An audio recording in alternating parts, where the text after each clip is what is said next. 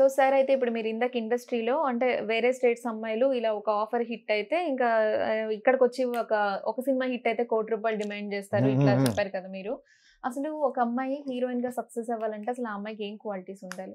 అంటే అందం ఉండాలా? లేకపోతే ఏం క్వాలిటీస్ ఉండాలి?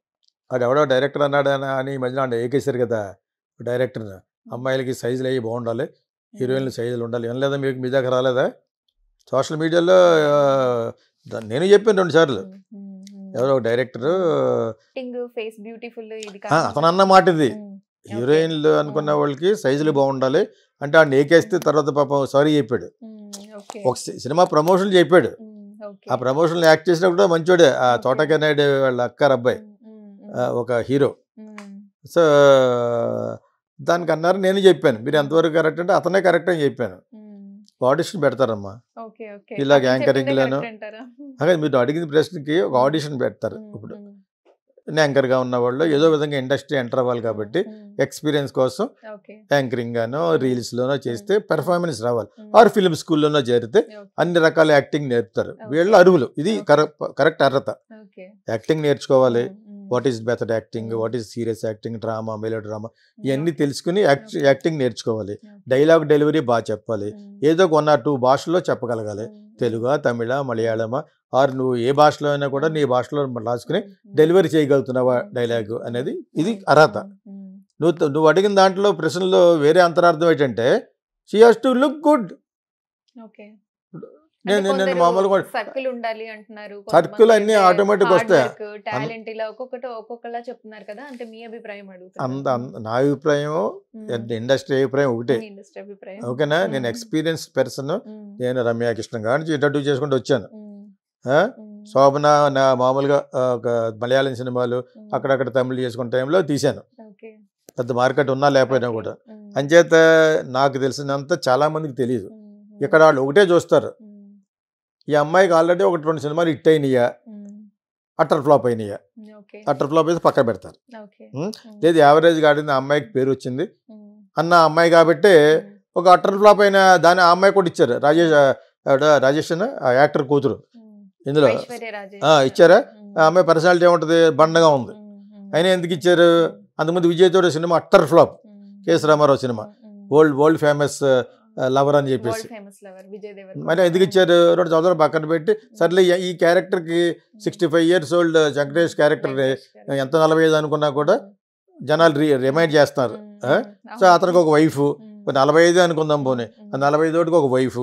ఆ వైఫ్ ఎలా ఉంటుంది? సన్నంగా నాజుకులకు స్త్రీలా ఉండదు కదా ఆ వైఫ్కి లవర్ మళ్ళీ దీనికంటే బాగుండాలి కాబట్టి లేటెస్ట్గా వచ్చిన ఆ అమ్మాయి ఆడెవడో డైరెక్టర్ అన్నట్టు అన్నీ ఉన్నాయి అమ్మాయి దగ్గర.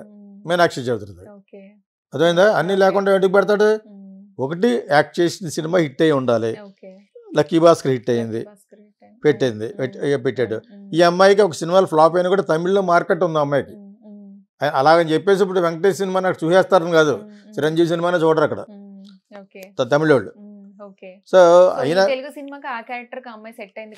పెట్టారు కదా, అమ్మాయి ఉంది కదా ఒకే సైజులో పేపర్లాగా ఐశ్వర్య రాజేష్.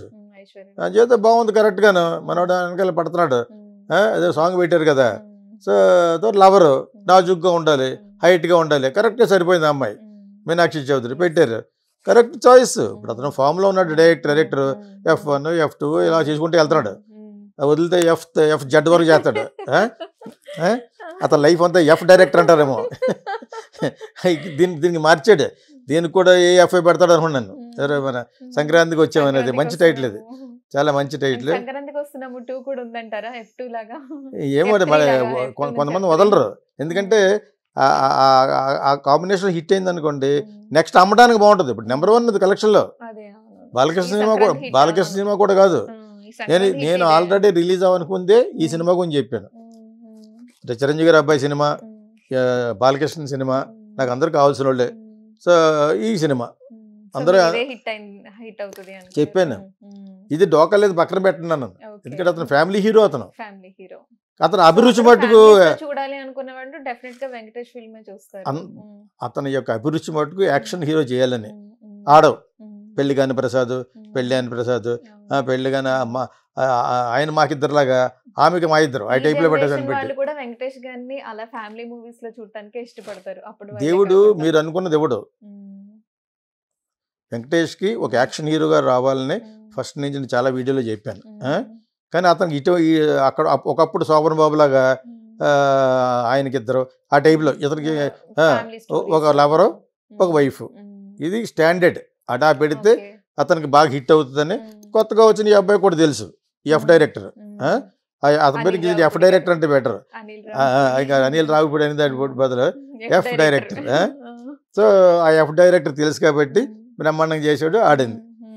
అది పాత కథ అయి ఉంటుంది, అది కొత్త కథ ఎలా ఉంటుంది, వైఫ్ అండ్ హస్బెండ్ ఉంటుంది, ఎవరితో ఉంటుంది, చెప్పాను నేను, అలాగే ఉంటుంది. రొటీన్ స్టోరీలే మన వాళ్ళు కొత్త కొత్త అమ్మాయిలతో తీయాలి. అప్పుడు ఇందాక అడిగిన క్వశ్చన్కి ఎటువంటి వాళ్ళు సెలెక్ట్ అవుతారంటే అన్నీ బాగుండాలి, సైజులు బాగుండాలి, సీటు బాగుండాలి, హైట్ ఉండాలి. ఎందుకంటే పచ్చికి ఆవిడ చెప్పడు. ఎందుకు ఉండాలంటే రామానాయుడు గారు థియరీ ఇది, పని మనిషి బాగుపోతే అని తిట్టాడు అసిస్టెంట్ డైరెక్టర్ని. ఎవడు ఎందుకు పెట్టారు అని, పని మనిషి తుడుస్తున్న క్యారెక్టర్ జరుగుతుందో సినిమాలో, ఈయన షూటింగ్ మధ్యలో వెళ్ళాడట, ఆ అమ్మాయి కొద్దిగా బాగోలేదట. నేను దాకా చెప్పిన ఏమి లేవనుకుంటా, బాగోపోతే ఎవడ పెట్టాడరా అంటే ఎవడ అసిస్టెంట్ గొప్పగా అడుగుతున్నాడేమని, నేనే సార్ అన్నాడు, లాక్ కొడతాను అన్నాడు. ఎవడన్నాడు ఆడదంటే ఎలా ఉండాలి అన్నాడట. ఇది నాకు తెలిసి సరదాగా నువ్వు పని మనిషికి కూడా మీరు అంత ఇలాగా అడిగారంటే ఏదంటే సినిమాలో ఈ ఫ్రేమ్లో అంతా బాగుండాలి, ఆడదనుకున్నా ఆడదానిలా ఉండాలి, ఆడది మగోళ్ళలాగా మగోడ ఆడదానిలాగా ఉండకూడదు అన్నాడు. దానికి నేను ఏకీపిస్తాను. అది ఎవడో ప్రొడ్యూసర్ కొడుకు అలాగ అనకూడదు, కావాల్సినట్టు ఆయన ప్రొడ్యూసర్ ఓ సినిమాలో యాక్ట్ చేశాడు. అతను చిరంజీవితో చాలా సినిమాలు చేశాడు, బట్ ఇలా నడుస్తున్నాడు. నేను అమెరికా నుంచి ఒకటి పట్టుకొచ్చాను, సినిమాలో ₹1,00,00,000 పెడతానాడు కూడాను. నేను చూడలేదు అప్పుడు, ఇంకా స్నానం చేసి రెడీగా హాల్లో కూర్చున్నాడు, అది శ్రీనగర్ కాలనీలో. ఇలా అసిస్టెంట్ డైరెక్టర్లు చూశారు. దాని తర్వాత ఆడిషన్ కాకుండా అసోసియేట్ డైరెక్టర్ రూమ్లోకి వచ్చి అతను సార్ చూడండి నాటక చూడండి సార్ అని చెప్పాడు. నేను ఇంకా చూడలేదు, ఇదే రావటం అమెరికా నుంచి వచ్చాడు, సోఫాలో కూర్చున్నాడు. నేను అతను ప్లస్ ఈ వాంట్స్ టు ఇన్వెస్ట్,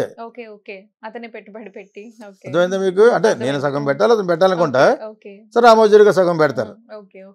నేను అతను కూర్చొని ప్లేస్లో నువ్వు ఉన్నావు అనుకోపోతే నేను అక్కడ కూర్చొని నువ్వు లెగ్స్ అలాగే వెళ్ళి రామ్మా అన్నాను. ఒకసారి చాలా పెద్ద హాల్, ఇది దేనికంటే పెద్ద హాల్. అక్కడ నుంచి ఇలా నడుచుకుంటూ మళ్ళీ నడుచుకొచ్చాడు.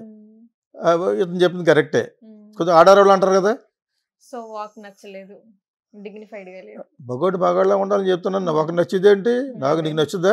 అడవడం మొన్న ఒక యాడ్ పెట్టారు రీల్స్లోను, ఒకటి మంచి పహిలిమాన్ లాగా ఉన్నవాడు ఎక్సర్సైజ్ చేస్తూ ఉంటాడు అనమాట.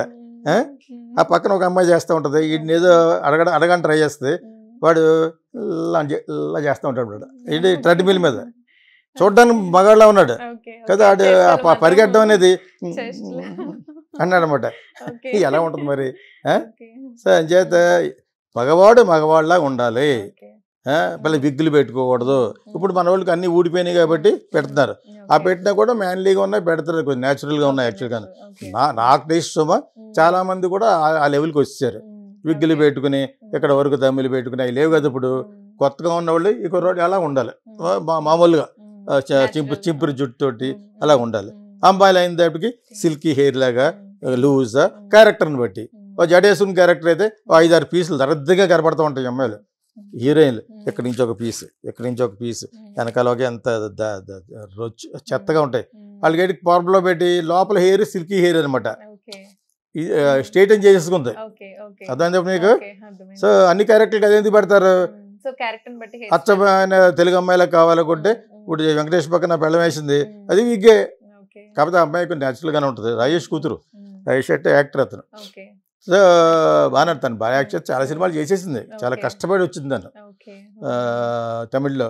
అంటే తెలుగు అమ్మాయిల్ని తెలుగు సినిమాల్లో తీసుకోరు అని కూడా ఈ మూవీకి ముందు తను ఒక ప్రెస్ మీట్ లోనో ఒక సినిమా ఫ్లాప్ అయింది కదా, వరల్డ్ ఫేమస్ లో అది ఫ్లాప్ అయినా కూడా ఇది కాకపోతే ఈ అమ్మాయి బాగా చెప్పడం వల్ల తనకి సినిమా ఛాన్స్ ఏమైనా వచ్చిందని అనుకోవచ్చా సార్? ఎలా చెప్పడం వల్ల అంటే స్ట్రైట్ గా తను అనుకున్నది చెప్పేది, అంటే తెలుగు అమ్మాయిలకు కూడా తెలుగు ఆఫర్స్ ఇవ్వట్లేదు, మేము ఎంత యాక్ట్ చేసినా కూడా ఎంత కష్టపడినా సరే మాకు ఇవ్వట్లేదు అని ఆఫర్స్ ఏం కాదు, ఫస్ట్ ఆ అమ్మాయి సూటబుల్ అమ్మా, కరెక్ట్గా వెంకటేష్ భార్య కింద ఈ మధ్యలో ఒకటి సూట్ అయింది, లేకపోతే ఫ్లాప్ అయిన అమ్మాయిని కూడా ఎందుకు ఇస్తారు, తక్కువగా వస్తుంది.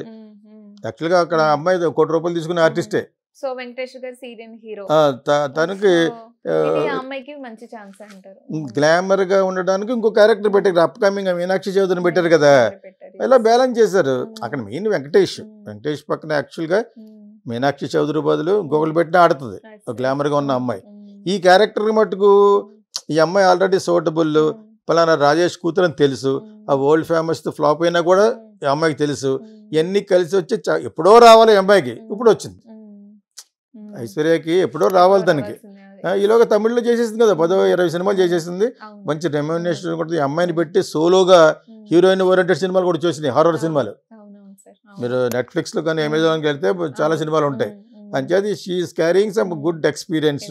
ఒకటి ఎక్స్పీరియన్స్తో పాటు ఎక్స్పీరియన్స్ ఉన్న వాళ్ళకి యాక్ట్ చేసేటప్పుడు టైం వేస్ట్ అవ్వదు. ఈ రోజుల్లో అమ్మాయిలు ఫాస్ట్గా చేస్తున్నారు, ఎందుకంటే ఆ రీల్స్లోను వాటిల్లోనూ టిక్టాక్లో చేసేసి ఒక ఎక్స్పీరియన్స్ వస్తుంది. కాదు డైలాగ్ చెప్పేవాడు తెలుగు అమ్మాయి కాదనుకోండి, ఆ అమ్మాయి మళ్ళీ తెలుగులో రాసుకోవాలి, హిందీలో రాసుకోవాలి తెలుగు డైలాగ్, దానికి ఒక అసోసియేట్ పెడతారు, ఆ అమ్మాయికి అంకితం చేస్తారు. తను ఆ అమ్మాయిని కానీ ఇలా నాన్ తెలుగు పీపుల్ని కొంచెం టైన్ అప్ చేయడానికి అనమాట. లేకపోతే టైం వేస్ట్ అయిపోతుంది అక్కడ, వాళ్ళంత బేటాలో వాళ్ళంత గొడవ అయిపోతుంది. చేత అవి ఏమీ లేకుండా ఇద్దరు తెలుగు అమ్మాయిలే శ్రావ్యమైన సినిమా తీసి మంచి టైటిల్, ఇవన్నీ చూడకుండా వెంకటేష్ సినిమా వస్తుంది, సంక్రాంతికి వస్తుందంటే నేను సంక్రాంతికి వస్తుంది టైటిల్ అనుకోలేదు, సంక్రాంతికి వస్తున్నాయి కదండి. సినిమా ఏం ఆడుతుందంటే ఏది ఎలాగ ఉన్నా వెంకటేష్ ఆడుద్ది.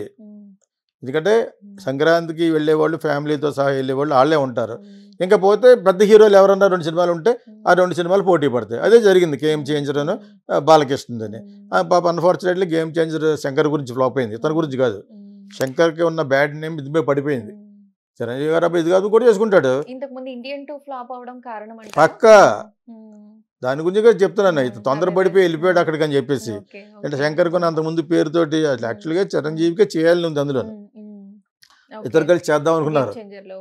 గేమ్ చేంజర్ కాదు, శంకర్ తోటి చేయాలని శంకర్ ఎప్పటి నుంచి అడుగుతున్నాడు, ఆయన కూడా చేద్దాం అంటున్నాడు. ఇంకా మన ఎవరో చిరంజీవి గారు గుణం చెప్పారు, అస్తమని చెప్తే ఆయన ఎప్పుడు అడిగేస్తాడు నన్ను, చేద్దాం అన్నాడా. ఈలోగా ఇక్కడ ఎవడో ఒక బొడ్డోడు సినిమా ఇష్ట అవుతుంది ఒక డైరెక్టర్ది అని పట్టుకొచ్చేతాడు, చేయడానికని ఆడు అదిరిపోతాడు. చిరంజీవి ఇంటికి వెళ్ళేటప్పటికి ఆడికి షాల్ వేసి బఫ్లర్ రేస్ లాగేస్తాడు, ఒక 50 లక్షల కోటి రూపాయలు ఇప్పించి. అదే మీకు ఇది నేను సరదాగా ఎందుకు చెప్తాను, ఆయన మీద కోపంతో కాదు, ఆయన మార్కెట్లో ఉన్న వాళ్ళతో సినిమా తీయటం అనేది అల్లు అరవింద్ మన చిరంజీవి గారు ఒకటే మెంటాలిటీ, వాళ్ళిద్దరు కలిసే పెరిగారు, ఇద్దరు ఫిలాసఫీ ఒకటే. ఏ చిన్న పిల్లలు పెద్దోళ్ళు అయిన తర్వాత చిన్న మిస్అండర్స్టాండింగ్లు వచ్చినాయి, కానీ that is the main thing. Cinema field ఎవరైనా కూడా హిట్ అయిన డైరెక్టరే కావాలి. వాడికి ఆల్రెడీ 4-5 ఆఫర్లు వచ్చినా కూడా చిరంజీవి ఆడడంతో అలాగే సార్ నేనే ఎగ్జాంపుల్ సంకీర్తన తర్వాత ఇంటికి పిలిచి నీ దగ్గర ఎంతమంది ఫాలో అవుతున్నారు గీతా కృష్ణారావు అవుతూ ఉంటా, చాలా మంది మీ ప్రొడ్యూసర్లు 2-3 ఫాలో అవుతున్నారు. మీ ప్రొడ్యూసర్ అంటే ఆయనతో సినిమా తీసిన వాళ్ళు, పేర్లు ఎందుకులే కానీ చాలా పెద్ద ప్రొడ్యూసర్లు. ఇప్పుడు నేను వాళ్ళందరూ నేను ఒకళ్ళు చేస్తే మా అంజనా ప్రొడక్షన్లో వాళ్ళని కొంచెం పక్కన పెట్టి నువ్వు చేయగలవు అని పక్కన పెట్టడం తను చెప్తాను, నేను ఆయన చేయమన్నారు చేస్తానని. అయితే రేపటి నుంచి మనం సిట్టింగ్ అని మొదలుపెట్టాం. అనుకోకుండా ఆయన సంకీర్తన లాంటి సినిమా ఫ్లాప్ అవడం వల్ల రుద్రవీణ అంచేత వి డ్రాప్ దట్ ఐడియా. ఇప్పుడు క్లాస్ సినిమాలు చూడలేదు, కొంతకాలం ఆగుదాం అని చెప్పేసి. అంచేత ఆయనకి సహజ గుణం ఏంటంటే ఒక సినిమా మంచి సినిమా అనుకున్న డైరెక్టర్ ఉంటే టక్కని పిలిచిస్తాడు, తప్పే ఉంది అందులోనూ. ఆ విధంగా శంకర్తో మిస్ అయ్యాడు ఆయన, ఎప్పుడో శంకర్ అదే ఆయన మిస్ అయ్యాడు కాబట్టి నేను చేస్తాను అని చెప్పేసి. ఇండియన్ 2 ఫ్లాప్స్ తర్వాత శంకర్ గారితో ఎవరైనా సినిమా తీయడానికి సాహసం చేస్తారు. ఫ్లాప్ తర్వాత వెళ్ళలేదు, ఫ్లాప్ అవ్వాలి, ఇంకా బుక్ చేసేటప్పుడు ఫ్లాప్ అవ్వలేదు అది అనుకుంటా. దిల్ రాజుకి కూడా తమిళ్లోనూ హిందీలోనూ రావడానికి అన్ని అర్హతలు ఉన్న థియేటర్ ఉన్న మనిషి ప్లస్ డిస్ట్రిబ్యూటర్గా సక్సెస్ఫుల్గా ఒక 30 ఫిల్మ్స్ తీసిన ఎక్స్పీరియన్స్డ్గా అన్నీ ఉన్నాయి అతనికి. సో తమిళ్లో కూడా అజిత్ సినిమాలు ఇక్కడ రిలీజ్ చేసి పెడుతున్నాడు. అదేవిధంగా విజయ్ ఇస్తే విజయ్, ఎవరు ఇస్తే వాళ్ళతో చేయడానికి రెడీగా ఉన్నాడు. అటువంటిది టాప్ డైరెక్టర్ కదా ఒకప్పుడు అని చెప్పి శంకర్ దగ్గరికి వెళ్ళి ఇక్కడ టాప్ యాక్టర్ చిరంజీవి గారు అబ్బాయి కాబట్టి పెట్టి ఒక ప్రాజెక్ట్ చేశారు. అది అనుకోకుండా బూమరాంగ్ అయింది because of Shankar was in a flop. ఎవరో మన కమల్ హాసన్ సినిమా ఫ్లాప్ అయింది కదా ఇండియన్ 2, అది అవడంతో బ్యాడ్ అయిపోయింది. ఫ్లాప్ అయిన కథ బాగుండి ఆ సినిమా ఇంట్రెస్టింగ్ గా ఉంటే హిట్ అవ్వదంటారా? దాన్ని ఆ యాంగిల్లో చూస్తే ఇప్పుడు పర్సనాలిటీ చూసి సినిమాలు చూసి పర్సనల్ ఇమేజ్ని చూసి సినిమాలు ఆడే పరిస్థితి వచ్చేసింది ఇప్పుడు. ఎందుకు వచ్చిందంటే మీరు అన్నారు కదా, మీరు సినిమా వాడుగా అయ్యండి, మీరు ఇక్కడ మాడుతున్నారు, ఎంతవరకు దెబ్బ వస్తా, అబ్బాయిలు వస్తారా రారా భయపడిపోతారంటే నేను చెప్పదు ఇంకోటి చెప్తాడు, ఇంకోటికి దరిద్రంగా చెప్తాడు, నేను కనీసం నిజంగా చెప్తున్నాను, ఇంకొకటి వేరేగా చెప్తాడు. అర్థమైందా మీకు? ఇందాక 2 తమిళనాలు చూస్తాను, మరి అది ఎంతవరకు కరెక్ట్? అటువంటి తమిళనాలు పెట్టకూడదు. నువ్వు చేసిన కరమే నేను వెంటాడుతున్నాను చిరంజీవి బొమ్మేశారు. అంటే నేను ఫ్రాంక్గా మాట్లాడుతాను కదండి, ఇంకో 4 మెట్లు ఎక్కేశారు ఎక్కువ. నేను తమిళనానికి నాకు సంబంధం లేదు, మీరు ఏం పెట్టుకుంటారో నాకు సంబంధం లేదు అని చేత నేను అన్నిట్లో చెప్తాను, తమిళనానికి సంబంధం లేదు. ఆ తమిళనాలో ఉన్న దరిద్రమైన భావం నేను చెప్పిన దాంట్లో ఉంటే నేను చెప్పడం మానేస్తాను. అర్థమైందా? నా దాంట్లో ఏం ఉండవు. ఇంకోటి చూశాను ఈరోజే, చెక్ చేసుకోండి అక్కడ, నువ్వు చేసిన పాపాలే నేను ఇలాగ వెంటాడతాయి అని చెప్పేసి, మరి ఏమీ చెప్పాడు సోడు బుద్ధి లేదు. అది ఆ తమిళైన దరిద్రంగా ఉంది. ఇంకొక తమిళైన పెట్టాడు, నువ్వు ఎంతమంది హీరోయిన్లతో ఎన్ని యథవేషాలు వేసావో అని పెట్టి నాగార్జున అమ్మాయిలు 5-6 హీరోయిన్లు పెట్టాడు. మీరు నేను చెప్పింది ఫ్రాంక్గా, నేను ఫ్రాంక్గా చెప్తున్నాను, ఇన్ జనరల్గా చెప్తాను, నేను మంచిగా చెప్తాను, చెడు చెప్తాను, గుడ్ బ్యాడ్ అండ్ అగ్లీ అందరికీ ఉంటుంది. అది నా గురించి చెప్తాను, మీ గురించి చెప్తాను, బాగా యాంకరింగ్ చేయలేకపోయావు అనుకో నీ గురించి చెప్తాను నేను. అది మీరు ఉంచుకుంటారు, కట్ చేస్తారు. అది నా లక్షణం. I'm a coach, I made models, I made actresses, I made heroes అంచేత I have all the authority, authentic authority కదా, అంచేత అలా చెప్తాను. మిగతా వాళ్ళందరూ దరిద్రమైన తమ్లైన్స్ పెట్టి ఊరికనే ఆవిడ ఫ్రాంక్గా చెప్పడం స్టార్ట్ చేసిన సోషల్ మీడియా నేనే. ఒక 7-8 సంవత్సరాల క్రితం ఫ్రాంక్గా మాట్లాడు టీఎన్ఆర్ ఇంటర్వ్యూలో 8 years 9 years ఐ డ్రీమ్స్ చెప్పి ఇప్పుడు 9 years అయింది.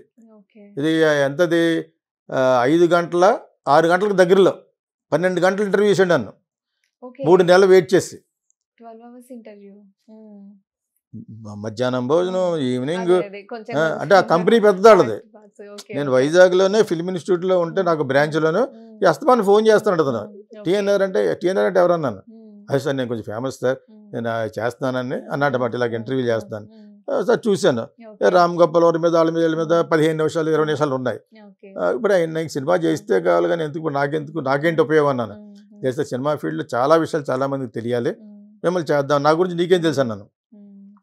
నేను ఇంట్రడ్యూస్ చేసిన ఒక రైటర్ దగ్గర పనిచేస్తున్నాడు, లేకపోతే నా గురించి ఎలా తెలుస్తుంది తెలంగాణ వాడికి? ఎలా తెలిసిందంటే ఎల్బి శ్రీరాము నేను కోకిల్లో ఇంట్రడ్యూస్ చేశాను నా సినిమాకి మాటలుగా, అతని దగ్గర అతను శిష్యుడిగా చేరాడట. అది నాకు తెలీదు. అస్తమని అడుగుతున్నాడు ఎవరో టి నరసింహారెడ్డి అండ్ పాపం ఈజ్ నో మోర్, తెలుసు కదా మీకు. సో అతను చాలా కాలం వెయిట్ చేశాడు, అతను పాపం ఫైనల్గా వచ్చి ఎక్కువసేపు కావాలి సార్ నాకు టైం అంటే, నేను వైజాగ్ బ్రాంచ్ నుంచి ఇక్కడ వస్తాను every once in a week అని చెప్పి వచ్చినప్పుడు చేశాడు. చాలా ఎక్కువసేపు చేస్తాను సార్ అన్నాడు. చేయమన్నా అడిగాడు, అంటే వీటి గురించి కాదు, మెయిన్ సినిమా మేకింగ్ గురించి, డిస్ట్రిబ్యూషన్ గురించి, థియేటర్ ఆక్యుపేషన్ గురించి, ఒకటి కాదు అని చూడండి మీరు. 5 గంటల 54 నిమిషాలు ఎంత ఉంటుంది, దాన్ని బిట్ అండ్ పీసెస్గా దాని తర్వాత ఈఎస్ ఎడిటింగ్ చేసి పెట్టాడు అనమాట. యాక్చువల్గాను తర్వాత చాలాసార్లు అతను యాక్చువల్గా నా దగ్గర డైరెక్షన్ నేర్చుకుందామని వచ్చాడు. ఈ wants to become a director. ఇతనికి వేషాలు ఇవ్వడం మొదలుపెట్టారు. ప్రతి సినిమాలో ఇతనికి ఇస్తే ఐ డ్రీమ్లో కొంచెం అడ్వర్టైజ్మెంట్ చేస్తాడని, మన వాళ్ళు ఫ్రీగా వస్తే ఫినాల్ తాగేస్తారు కదా, అలాగా మనవాడికి వేషాలు ఇవ్వడం మొదలుపెట్టారు. నాకు సినిమా చూడమని చెప్పాడు, అస్సలు బాగోలేదని చెప్పాను. నువ్వు టీఎన్ఆర్ లాగే కనిపించావు, నాకు అక్కడ వేషంలో కనిపించలేదని చెప్పాను. That is called method acting. అంటే నువ్వు ఆ క్యారెక్టర్లో ఉండాలి. అలా నడుచుకుంటూ వస్తున్నాడు టీఎన్ఆర్ గారు ఎక్కడ అంటాను నేను. అలా సినిమా ఫీల్డ్ అటువంటి సినిమా చేశాడు, అయితే వేస్ట్ అంటారంట. నేను వేస్ట్ అన్నాను, నువ్వు ఇంకా యాక్టర్గా ట్రాన్స్ఫార్మ్ కాలేదన్నాను. ఒక టీఎన్ఆర్ లాగా అదే టీషర్ట్ అదే వేసుకుని పోతాం అంతే అని చెప్పాను అనమాట. అప్పుడు అన్నమాట నేను సీరియస్గా I want to become director sir అని, నాకు ఎంత చాటింగ్లో మెసెంజర్లో లేకపోతే అతను ఎవరో తెలియదు నాకు. సో ఆఫ్టర్ దిస్ ఇంటర్వ్యూ ఎవరు చూస్తాడు, అసలు ఎవరు చూస్తారో సేపు అని చెప్పాను. అసలు ఈ జనరేషన్ కూడా నేను తెలియదు కూడా అప్పటికి. ఇది వచ్చి 9 years అయింది. నేను ఇప్పుడున్న కుర్రవాళ్ళకి కూడా నేను తెలియదు. ఎవరు చూస్తారంటే చూస్తారు చూడండి అన్నాడు. Within a week 1 lakh viewership చూసి నాకు పంపించాడు మళ్ళీ ఆ తమ్ములైన తోటి. అది నిజమో అబద్ధం నాకు తెలియదు కానీ పంపించాడు. అప్పుడు నాకు వ్యూయర్షిప్ ఏంటో ఎంతమంది ఏంటో నాకు అంత తెలియదు యాక్చువల్గా. So this is what about ఇది. అడిగితే మీరు అడిగిన ప్రశ్నకి సమాధానం నా స్టైల్లో చెప్తాను అంతే. ఇది అతను దెబ్బ వస్తాయి, అతను దెబ్బ నా గురించి చెప్తాను. నా గురించి ఎవడన్నా ప్రశ్న ఇస్తే అడిగి చూడండి ఎప్పుడన్నా నేను చెప్తాను. నువ్వు పెర్ఫెక్ట్ అంటే పెర్ఫెక్ట్ కాదు. No human being is perfect. దేవుడు అనేవాడు ఒకడు ఉంటే అతను తప్పితే ప్రపంచంలో ఎవడో పెర్ఫెక్ట్ కాదు. నువ్వు పెర్ఫెక్ట్ కాదు, నేను పెర్ఫెక్ట్ కాదు, అతను పెర్ఫెక్ట్ కాదు. పెర్ఫెక్ట్ పైన ఉండరు. ఎలా ఉంటారు పెర్ఫెక్ట్ పీపుల్? పొద్దున్న లేచిన కానీ సాయంకాలం వరకు అబద్ధాలతో బతుకుతూ ఉంటాం మనం, అంతేనా? అటు రిచ్ మ్యాన్ కానీ పూర్ మ్యాన్ కానీ అబద్ధం ఆటకు ఉండలేడు. డ్రామా, మెలో డ్రామా ఇవే జరుగుతాయి మన మధ్యన. అసలు ఇవే మాట్లాడతాను నేను, కొంచెం సెన్సిబుల్గా మాట్లాడతాను అనమాట. Ask next question.